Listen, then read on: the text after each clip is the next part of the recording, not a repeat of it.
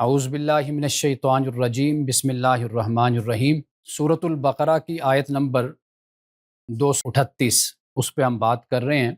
قرآن مجید نماز کو صرف ایک عبادت یا چند جسمانی حرکات کا مجموعہ قرار نہیں دیتا، بلکہ اسے انسان کی فکری، جذباتی، اخلاقی اور روحانی تربیت کا سب سے مؤثر ذریعہ قرار دیتا ہے۔ اگر قرآن کی نظر سے نماز کا مطالعہ کیا جائے تو معلوم ہوتا ہے کہ یہ انسان کی پوری شخصیت کی تعمیر کرتی ہے، اور اس کی نفسیاتی الجھنوں کا علاج بھی نماز فراہم کرتی ہے۔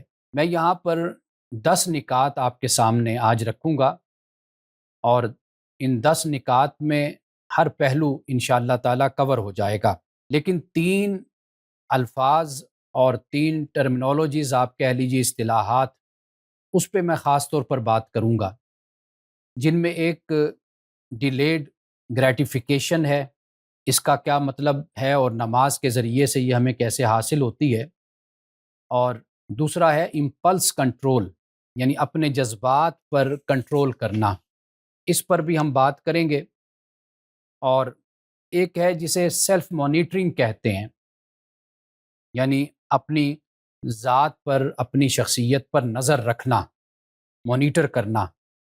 ان 3 باتوں پر تو میں خاص طور پر گفتگو کروں گا، اور یہ انہی 10 نکات میں یہ باتیں بھی شامل ہیں۔ سب سے پہلی بات یہ ہے کہ نماز انسانی فطرت کی ضرورت ہے، یعنی اللہ تعالیٰ نے جس ساخت میں اور جس طرح ہمیں بنایا ہے، ہمارا وجود ہے، تو ہماری جو فطرت ہے، نماز اس میں جو ضرورتیں ہیں، نماز ان ضرورتوں کو پورا کرتی ہے۔ یعنی انسان صرف جسم نہیں ہے، بلکہ جسم، عقل، جذبات اور روح کا مجموعہ ہے۔ انسان محبت ہے، خوف، امید، غم، اضطراب، تنہائی اور ناکامی جیسے احساسات سے گزرتا ہے۔ یعنی انسانی زندگی میں محبت بھی ہے، خوف بھی ہے، امید بھی ہے، غم بھی ہے، اضطراب بھی ہے، تنہائی بھی ہے، ناکامی بھی ہے۔ یہ سب احساسات ہیں جن سے انسان گزرتا ہے۔ تو قرآن مجید انسان کی اس نفسیاتی ساخت کو سامنے رکھ کر نماز کا حکم دیتا ہے۔ یعنی آپ دیکھیے کہ اللہ سبحانہ و تعالیٰ نے فرمایا الا بذکر اللہ تطمئن القلوب، کہ خبردار اللہ کے ذکر سے ہی دلوں کو سکون ملتا ہے۔ دل سکون پاتے ہیں اللہ کے ذکر سے، اور یہ ذکر کیا ہے؟ یہ نماز ہے۔ جیسے حضرت موسیٰ علیہ السلام سے اللہ پاک نے فرمایا کہ اقیم الصلاۃ لذکری، نماز قائم کرو میری یاد کے لیے۔ یعنی نماز جب تم ادا کرو گے تو وہ در حقیقت میری یاد ہی کے لیے نماز ہوگی، تو میری یاد کے لیے، میرے ذکر کے لیے تم نماز ادا کیا کرو۔ تو یہاں سے یہ معلوم ہوتا ہے کہ نماز ذکر الہی کی سب سے ایک جامع صورت ہے، اس لیے یہ دل کی بے چینی کا علاج ہے۔ دوسرا جو نقطہ ہے وہ ہے اضطراب، انگزائٹی۔ اب دیکھیے کہ سورۃ المعارج جو قرآن مجید کی 70 نمبر صورت ہے، 17ویں صورت، اس میں اللہ پاک یہ فرماتا ہے کہ ان الانسان خلق ہلوعا، بے شک انسان بہت گھبرا جانے والا پیدا کیا گیا ہے، بے صبرا پیدا کیا گیا ہے۔ ہلوعا اذا مسہ الشر جزوعا، جب اسے تکلیف پہنچتی ہے تو یہ واویلا کرتا ہے، بے قرار ہو جاتا ہے۔ وَإِذَا مَسَّهُ الْخَيْرُ مَنُوعًا، اور جب اسے خیر پہنچتی ہے، یعنی خوشحالی اس کو مل جاتی ہے، تو پھر یہ کیا کرتا ہے؟ پھر ہاتھ کو روک لیتا ہے، بخیل بن جاتا ہے۔ اب یہ بیان کرنے کے بعد اللہ سبحانہ و تعالیٰ فرماتا ہے کہ اِلَّا الْمُصَلِّينَ، مگر نماز پڑھنے والے، یعنی جب تک وہ نماز نہیں پڑھتے تو ان میں گھبراہٹ بھی ہوتی ہے، بے صبری بھی ہوتی ہے، بے چینی بھی ہوتی ہے، اضطراب بھی ہوتا ہے، انگزائٹی بھی ہوتی ہے، لیکن جب وہ نماز پڑھتے ہیں تو اللہ پاک فرماتا ہے کہ ان میں پھر یہ بے قراری، اضطراب، بے صبری، بے چینی، یہ سب ختم ہو جاتے ہیں۔ اب سورۃ المعارج جو قرآن مجید کی 70 نمبر صورت ہے، اس کی آیت نمبر 19 سے لے کر آپ پڑھتے جائیے، اور تقریباً 34-35 نمبر تک آپ ان آیات کو پڑھیے تو آپ کو معلوم ہوگا کہ اللہ سبحانہ و تعالیٰ یہ بیان فرماتا ہے کہ انسان میں جو کمزوریاں ہیں، جو بیماریاں ہیں، جو تکلیفیں ہیں، وہ اللہ فرماتا ہے کہ وہ نماز کے ذریعے سے دور ہو جاتی ہیں۔ یعنی خاص طور پر جو نفسیاتی بیماریاں ہیں، یہ اضطراب اور یہ بے چینی اور یہ طبیعت کے اندر بے سکونی جو ہے، تو قرآن بیان کرتا ہے کہ یہ نماز کے ذریعے سے اور نماز پڑھنے والوں کو یہ نہیں ہوتا۔ اب یہاں پر ہی آیت نمبر 34 تک اگر آپ پڑھیں تو فرمایا کہ الا المصلین الذین هم علی صلاتہم دائمون، کہ وہ جو اپنی نمازوں پر ہمیشگی کرنے والے ہیں۔ اور پھر آیت نمبر 34 میں یہ فرمایا کہ والذین هم علی صلاتہم یحافظون، کہ جو اپنی نمازوں کی حفاظت کرنے والے ہیں۔ اچھا، یہاں پر حافظ یحفظ نہیں ہے، یہاں پر ہے حافظ یحافظ، محافظہ باب مفاعلہ سے۔ مفاعلہ میں دونوں طرف سے کام ہوتا ہے، یعنی ایک شخص، ایک فریق اگر شرائط کو پورا کرے، تقاضوں کو پورا کرے، تو دوسری طرف سے اس کو وہ نتیجہ دیا جاتا ہے۔ یعنی اللہ پاک یہ فرماتا ہے کہ حافظ علی الصلوات، کہ تم نمازوں کی نگرانی کرو، ان کی حفاظت کرو۔ اس سے کیا ہوگا؟ تو نماز اپنے نتائج تم کو دے گی۔ قرآن مجید میں نماز پڑھنے کا نہیں بلکہ نماز کو قائم کرنے کا ذکر ہے۔ پورا قرآن آپ پڑھ لیجئے، اللہ سبحانہ و تعالیٰ یہ فرماتا ہے یقیمون الصلاۃ، یہ ایمان والے نماز قائم کرتے ہیں، متقین نماز قائم کرتے ہیں۔ تو یقیمون الصلاۃ سے مراد یہی ہے کہ نماز کی شرائط کو اور تقاضوں کو پورا کرنے والے۔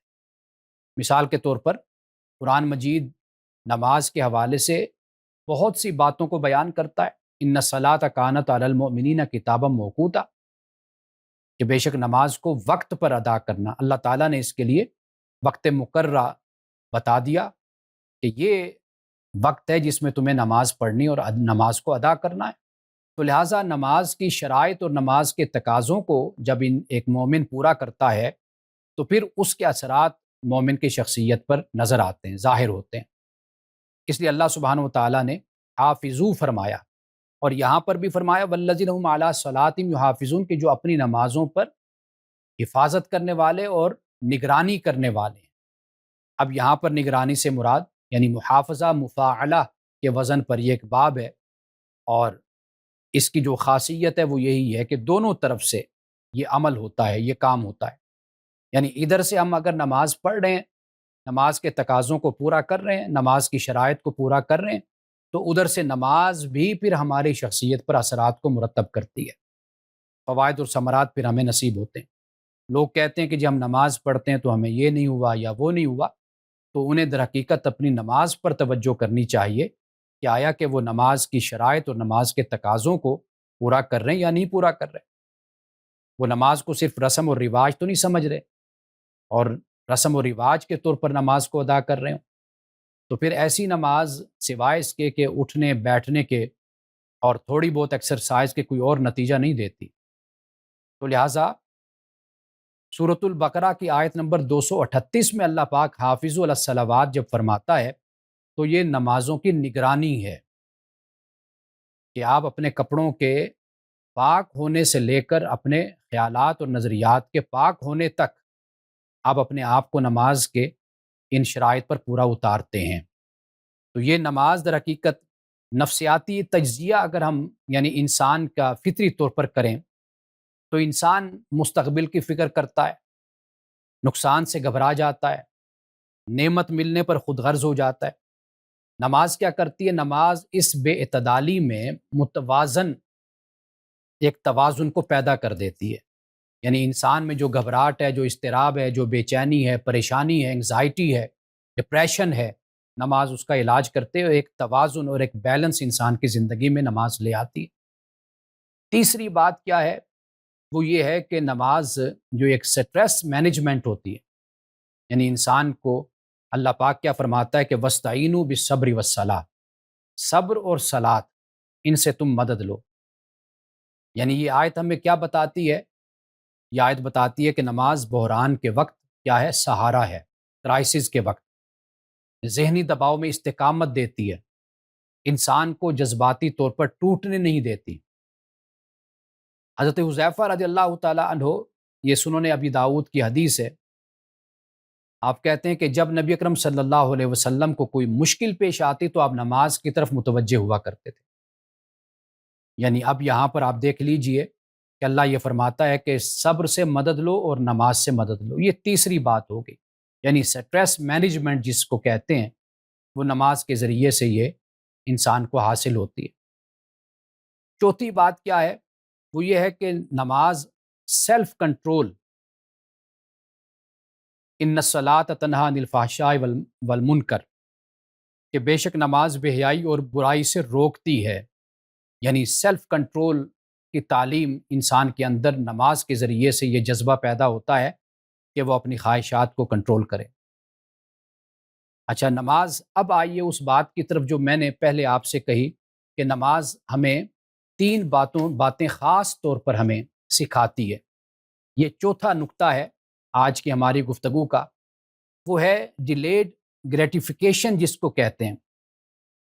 یعنی آپ بڑے مقصد کے لیے چھوٹے مقصد کو، یا بڑی خواہش کے لیے چھوٹی خواہش کو آپ چھوڑتے ہیں۔ یعنی ڈیلیڈ گریٹیفیکیشن کا مطلب ہے کہ انسان وقتی خواہش کو چھوڑ کر بڑے اور دائمی فائدے کو ترجیح دیتا ہے۔ اور نماز ہمیں روزانہ 5 مرتبہ یہی بات سکھاتی ہے۔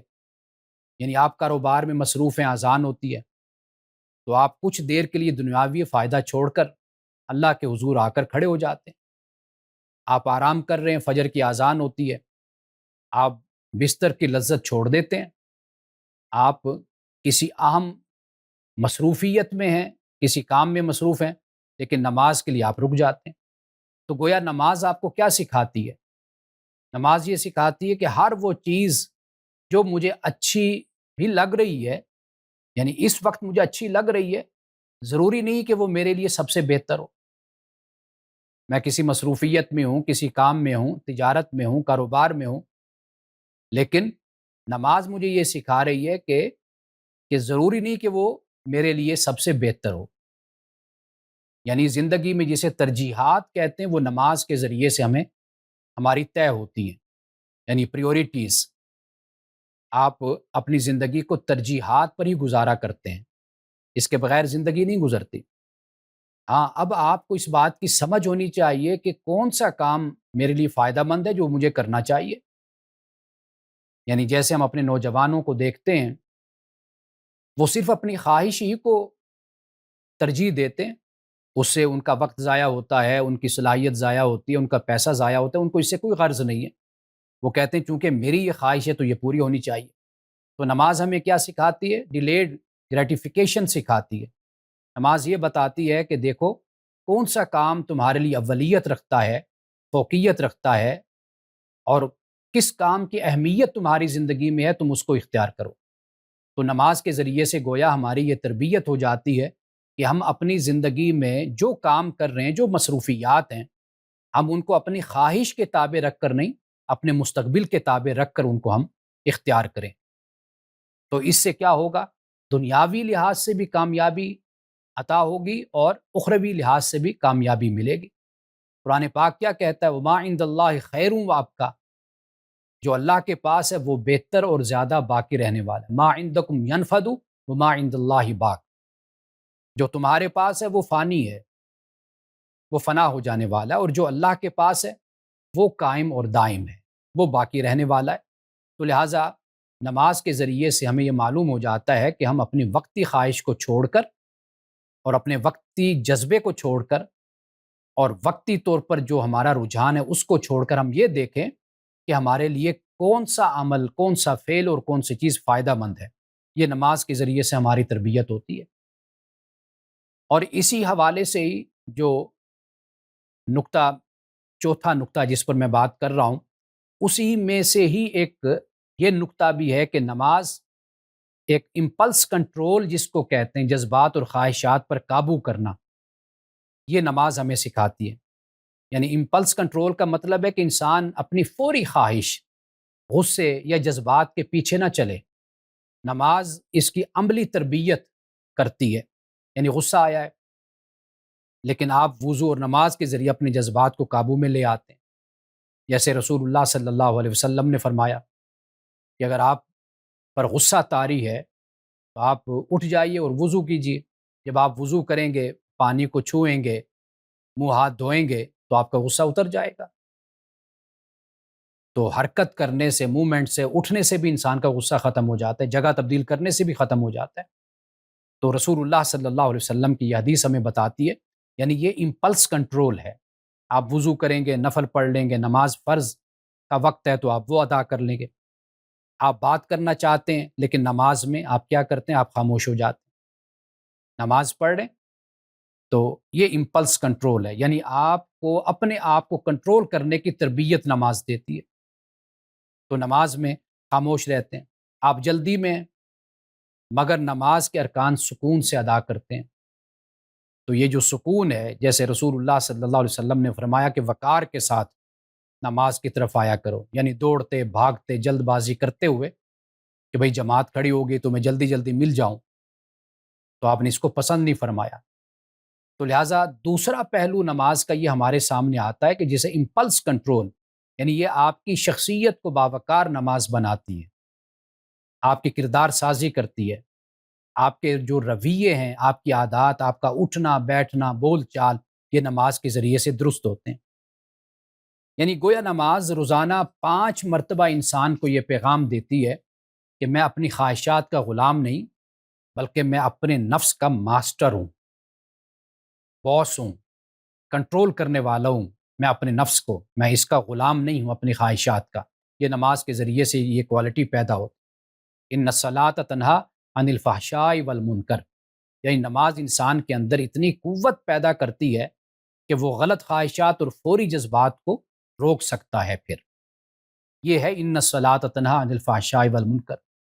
جب ہم آیت پڑھ لیتے ہیں تو پھر ہم سوچتے ہیں کہ بھی نماز کیسے ہمیں بے حیائی برے کاموں سے روکتی ہے۔ بہت سے لوگوں کو ہم نے دیکھا ہے کہ وہ بے حیائی اور برے کام بھی کر رہے ہوتے ہیں۔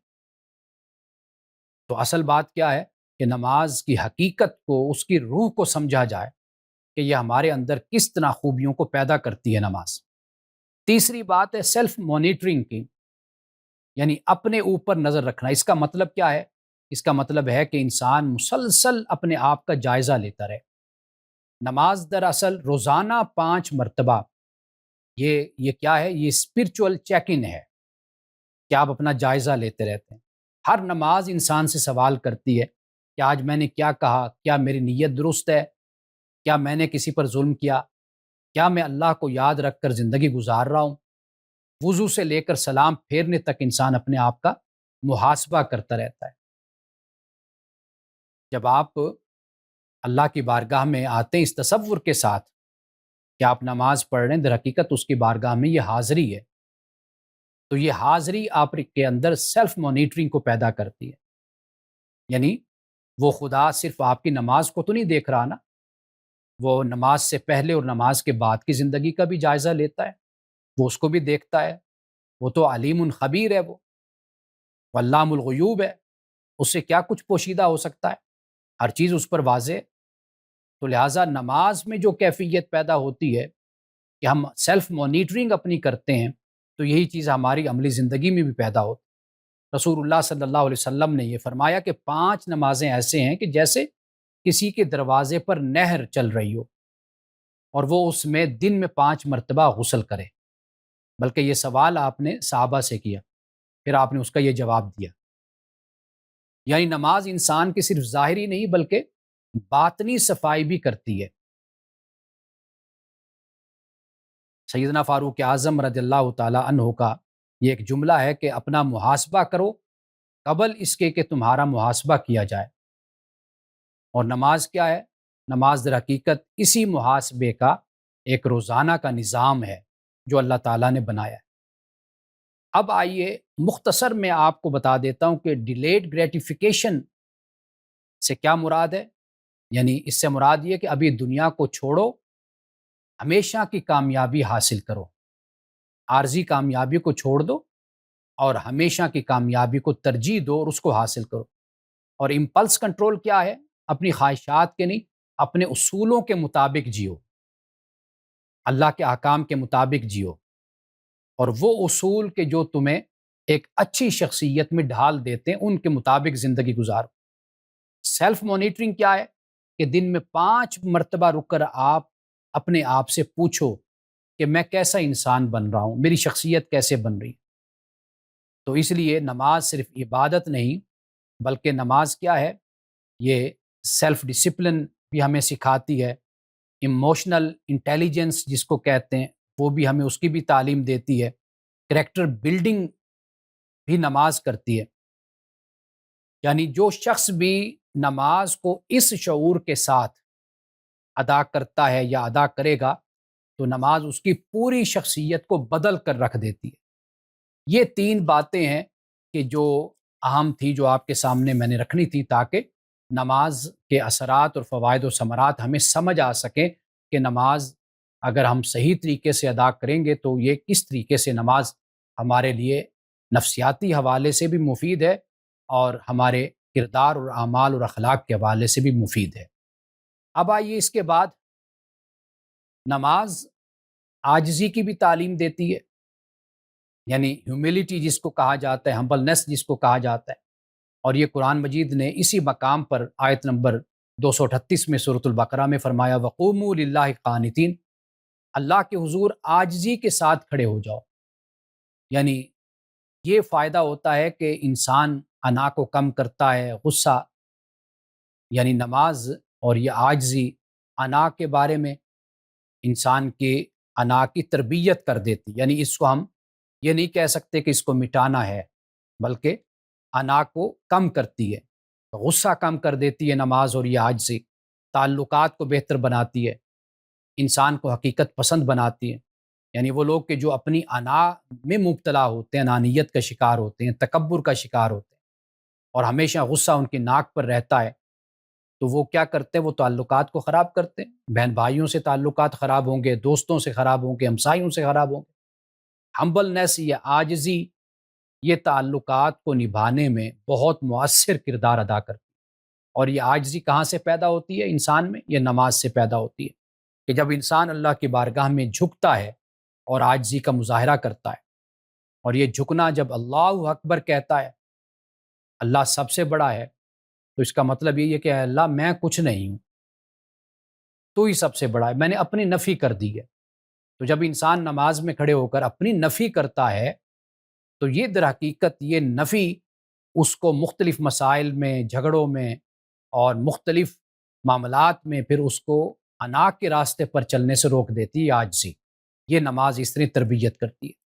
اور چھٹی بات جو اس حوالے سے ہے وہ ہے مائنڈ فلنس جس کو ہم کہتے ہیں۔ آپ یوں کہہ سکتے ہیں کہ خشوع، قد افلح المؤمنون الذین هم فی صلاتہم خاشعون، فلاح پا گئے مومن کہ جو اپنی نماز میں خشوع کرنے والے ہیں۔ اب خشوع 3 باتیں میں آپ کے سامنے رکھتا ہوں خشوع کے حوالے سے تاکہ یہ بات بھی واضح ہو جائے۔ خشوع میں کیا ہے؟ پہلی بات ہے مائنڈ فلنس، میں اس کی وضاحت کرتا ہوں۔ دوسری بات ہے لمحہ موجود کا شعور، یعنی پریزنٹ مومنٹ اویئرنیس جس کو کہتے ہیں۔ آپ ایک جس لمحے میں آپ جی رہے ہیں، جس لمحے میں آپ رہ رہے ہیں، جس لمحے میں وقت گزار رہے ہیں، یہی لمحہ ہی ہے۔ یہ کبھی مستقبل تھا اور یہ کبھی ماضی بن جاتا ہے، اور یہ لمحہ کتنا ہے؟ آپ اس کو سیکنڈ میں لے لیجئے، دقیقہ، بس اتنا سا ہے کہ یہ ایسے گزرا اور یہ ماضی بن گیا، نہیں آیا تھا تو یہ مستقبل تھا۔ تو لمحہ موجود کا شعور۔ اور تیسری بات کیا ہے؟ وہ ہے فوکسڈ اٹینشن، یعنی مرتکز توجہ۔ اب پہلی بات جو میں نے مائنڈ فلنس کی بات کی، دیکھیے کہ ماضی کے غم اور مستقبل کی فکر سے نکل کر مکمل طور پر موجود لمحے میں حاضر ہونا، یہ نماز سے ہے۔ ہمارا مسئلہ کیا ہے؟ ہمارا مسئلہ یہ ہوتا ہے کہ جسم کہیں ہوتا ہے اور ذہن کہیں پر ہوتا ہے، تو یہ کیفیت نماز ختم کرتی ہے۔ یعنی خشوع کا ایک پہلو یہی ہے کہ دل اور جسم دونوں نماز میں حاضر ہوں۔ وہ جو حضوری کی دعا کی جاتی ہے کہ نماز میں ہمیں حضوری یا حاضری عطا فرما، تو یہ در حقیقت یہ خشوع کا ہی ایک حصہ ہوتا ہے، یعنی جسے کہتے ہیں کہ مائنڈ فلنس۔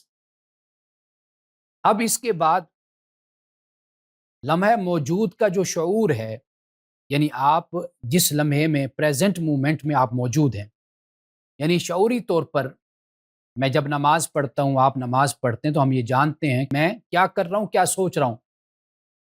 جیسے رسول اللہ صلی اللہ علیہ وسلم نے فرمایا کہ جب تم نماز پڑھو تو اس طرح نماز پڑھو کہ گویا کہ تم خدا کو دیکھ رہے ہو۔ جب آپ سے سوال ہوا نا کہ یا رسول اللہ صلی اللہ علیہ وسلم احسان کیا ہے، تو آپ نے فرمایا کہ احسان یہ ہے کہ تم اس طریقے سے ان تعبد اللہ کا انک تراہ فإن لم تکن تراہ فإنہ یراک، کہ تم اللہ کی عبادت کرو اس طرح گویا کہ تم اللہ کو دیکھ رہے ہو۔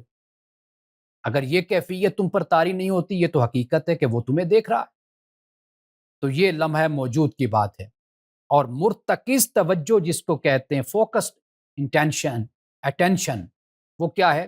یعنی اپنی توجہ کو ایک چیز پر مرکوز کرنا اور بار بار بھٹکنے سے واپس لانا، نماز میں یہ پیدا ہوتی ہے۔ اور نفسیات میں اسے ہم کہتے ہیں کہ اٹینشن ٹریننگ اس کو کہا جاتا ہے۔ یعنی آپ اپنے آپ کو ایک جگہ پر آپ اپنے آپ کو فوکس کرتے ہیں، اور تاکہ آپ کی جو توجہ ہے وہ ادھر ادھر تقسیم نہ ہو، اگر ہوتی ہے تو آپ فوراً اس جگہ پر لانے کی کوشش کرتے ہیں۔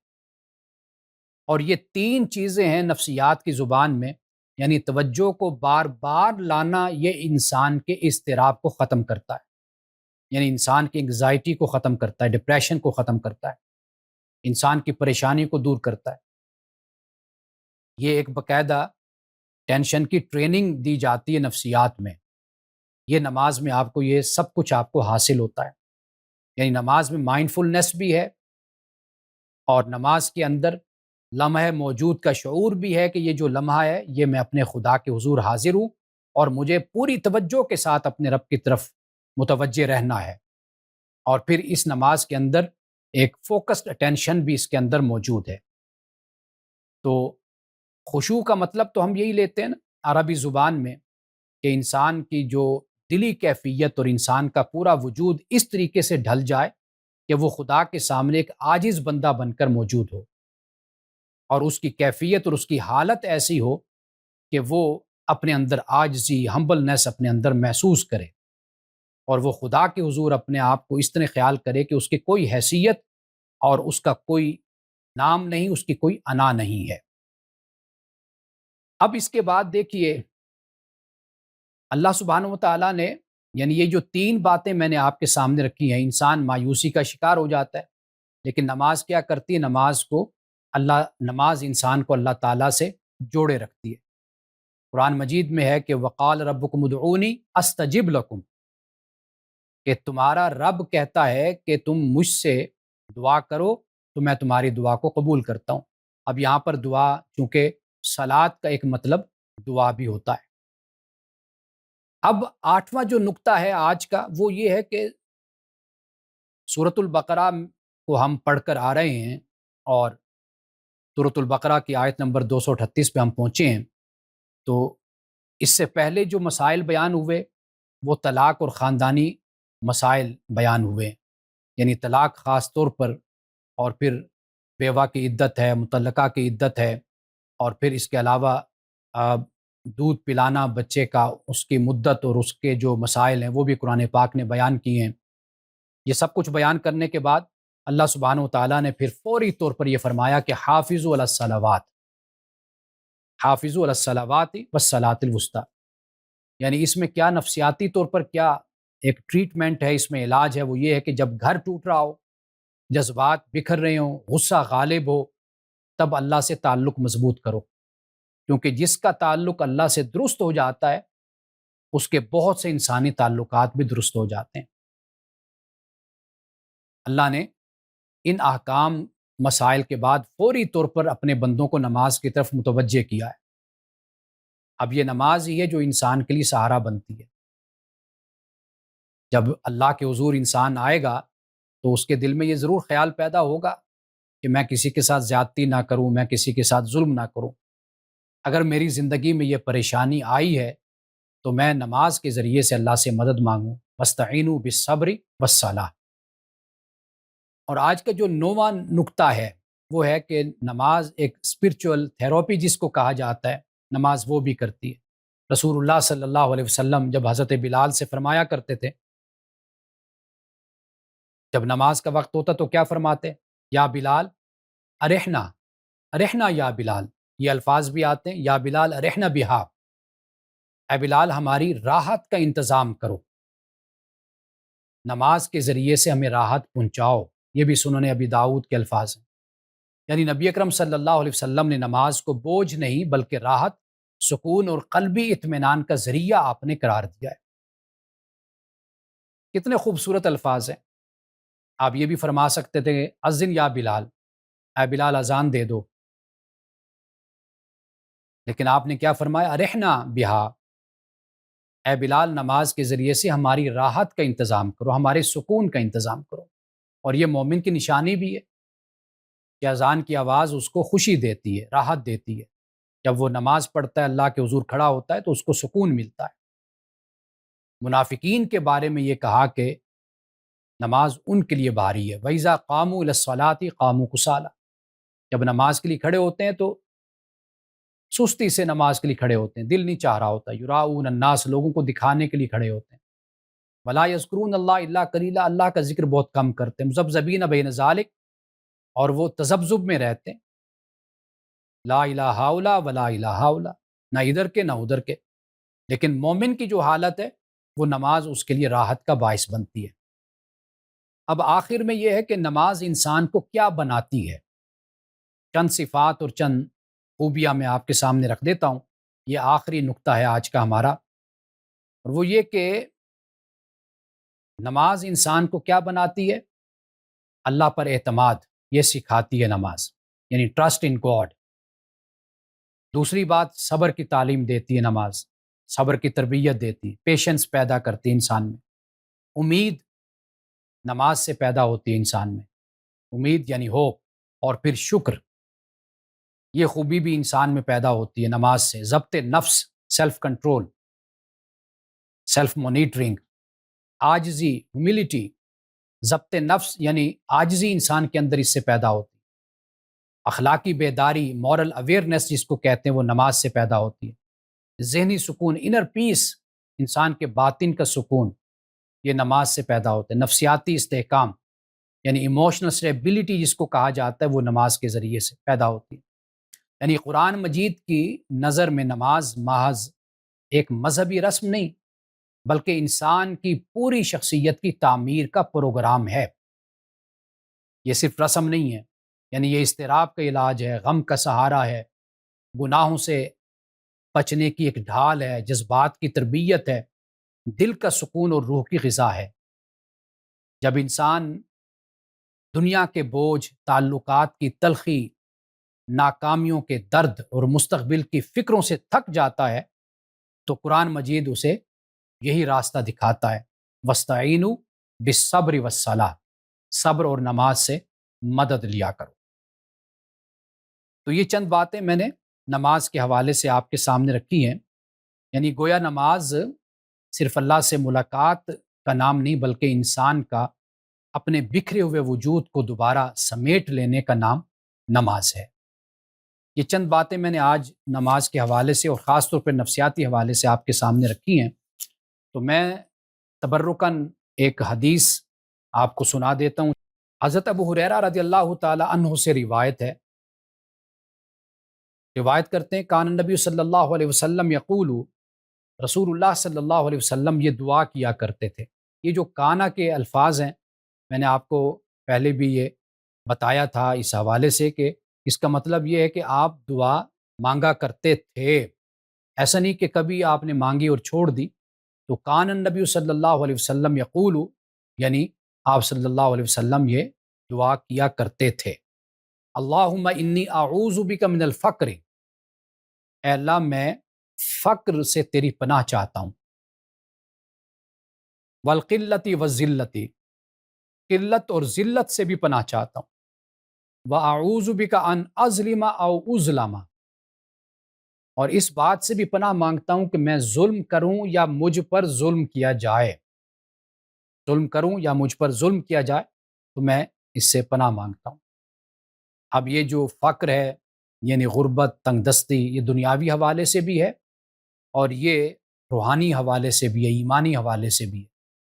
یعنی انسان کے پاس اعمال کی زاد راہ نہ ہو، توشہ آخرت نہ ہو، اچھے اعمال کا خزانہ یا اس کے نام اعمال میں جو اس کی کتاب ہے اس میں اچھے اعمال نہ موجود ہوں، یہ بھی فقر ہے۔ اور اس طرح قلت، انسان کو قلت ہو جائے اخلاق کے حوالے سے، یعنی صبر کی قلت ہو جانا اور انسان بے صبرہ ہو جائے، بہت سے معاملات میں جو قلت اخلاقی حوالے سے وہ بھی اس میں شامل ہے۔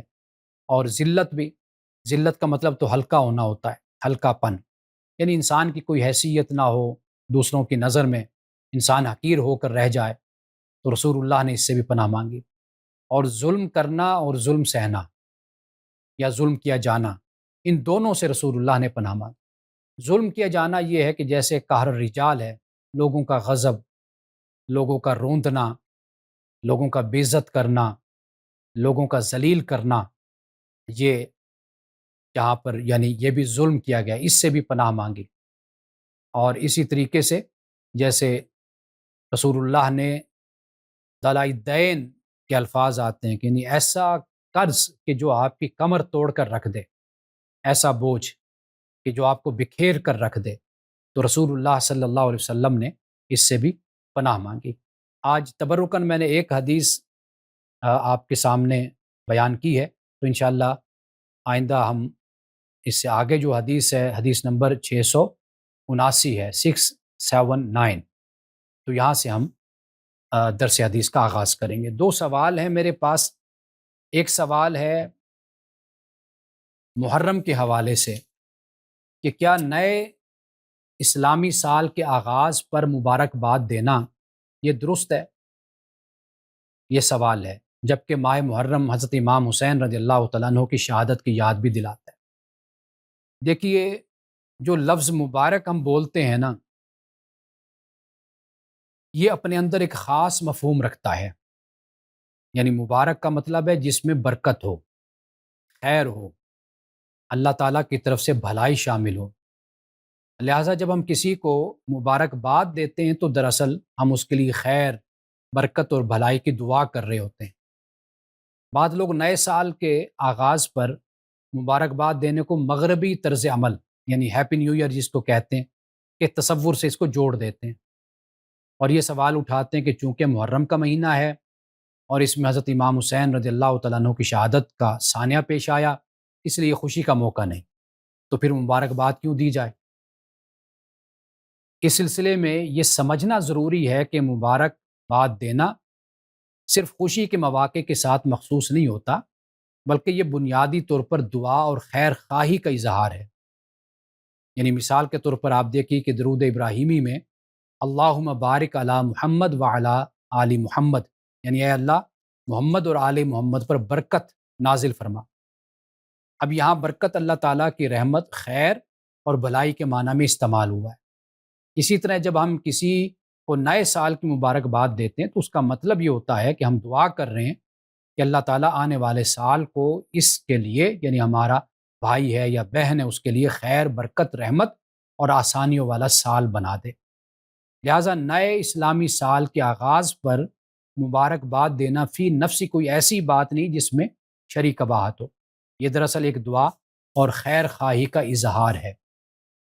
دوسرا سوال یہ ہے کہ یہ ایک بیٹی نے پوچھا ہے، وہ لندن میں رہتی ہیں، کہ ایک کولیگ ہے جو بتاتا ہے کہ وہ کمپنی میں چوری کرتا ہے، اسے چوری کی عادت ہے، کیا مجھ پر یہ لازم ہے کہ میں اس کمپنی کے ذمہ داروں کو بتا دوں کہ یہ شخص چور ہے یا یہ چوری کرتا ہے؟ تو میں نے انہیں یہ گزارش کی اس حوالے سے کہ دیکھیے، غیبت جسے ہم کہتے ہیں، غیبت وہ ہوتی ہے کہ جب آپ کسی شخص میں کوئی عیب ہے، کوئی خرابی ہے، کوئی غلطی ہے اور کوئی نقص ہے، اس کے اندر کوئی گناہ ہے، تو آپ اس کی غیر موجودگی میں اس کا ذکر کرتے ہیں، اس کے کسی بات کا، جبکہ وہ بات اس کے سامنے ہونی چاہیے۔ اگر وہ بات اس کے اندر موجود نہیں، وہ عیب، آپ پھر اس کا ذکر کر رہے ہیں تو یہ پھر تہمت ہوتی ہے، یہ یہ الزام ہوتا ہے، تو اس کی تو شریعت میں بالکل ممانعت ہے۔ لیکن یہ جو دوسری صورت ہے نا غیبت کی، کسی مقام پر ایسے ہوتا ہے کہ آپ اپنے بھائی کو کسی بڑے نقصان سے بچانے کے لیے آپ اس کے اس غلطی کو یا اس کے اس عیب کو یا اخلاقی خرابی کو بیان کرتے ہیں، یہ غیبت نہیں ہے۔ اگر آپ یہ نہیں کریں گے تو پھر آپ گناہ گار ہوں گے۔ یعنی مثال کے طور پر میں اس کی مثال یوں دیا کرتا ہوں کہ آپ دیکھ رہے ہیں کہ آپ کا دوست ہے یا آپ کی سہیلی ہے، اس کے لیے ایک رشتہ آیا ہے۔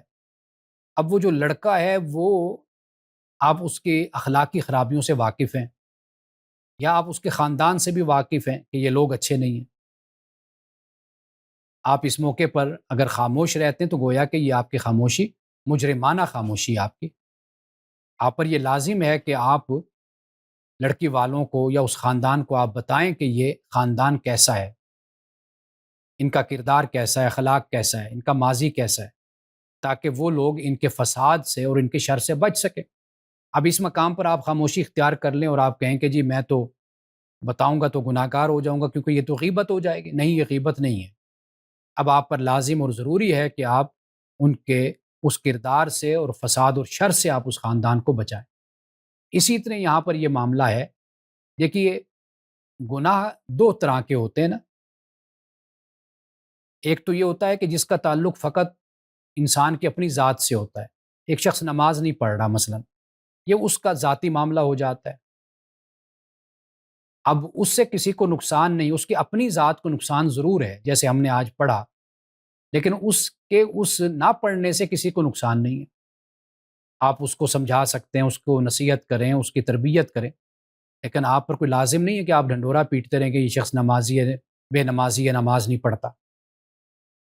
لیکن اگر کوئی ایسا شخص ہے کہ جس کا جو شر ہے آپ کو معلوم ہے کہ اس سے دوسرے کو نقصان ہوگا، فساد پیدا ہوگا، خرابی ہوگی، دوسرے کی جان کو، مال کو، اس کی عزت و آبرو کو خطرہ ہے، اس کے مستقبل کو خطرہ ہے، تو پھر آپ پر یہ لازم اور ضروری ہو جاتا ہے کہ دوسرے کو اس کے شر سے بچائیں۔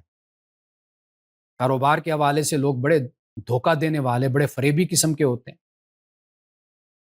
تو اگر آپ دیکھ رہے ہیں کہ یہ شخص فراڈیا ہے، فراڈ کرتا ہے، آپ پھر وہاں پر خاموشی اختیار کر لیں، اور جس کے ساتھ وہ کاروبار آپ کرنے جا رہا ہے اس کو آپ نہ بتائیں کہ اس شخص کا ماضی کیسا ہے، تو یہ پھر اس کو جب نقصان ہوگا تو واضح بات ہے کہ آپ اس پر گناہ گار ہوں گے۔ تو لہٰذا میں نے اس پر یہی گزارش کی کہ جب اس طرح کا فعل ہو کہ جس کا شر دوسروں تک پہنچتا ہے، جسے ہم فعل متعدی کہتے ہیں، دوسروں تک اثر جاتا ہے، تو پھر یہ بتانا اخلاقی طور پر، مذہبی طور پر اور قانونی طور پر یہ پھر آپ کی ذمہ داری ہو جاتی ہے کہ آپ اس کے متعلق دوسرے کو آگاہ ضرور کر دیں جس کو نقصان پہنچنے والا ہے۔ بہت شکریہ۔ وآخر دعوانا ان الحمد للہ رب العالمین۔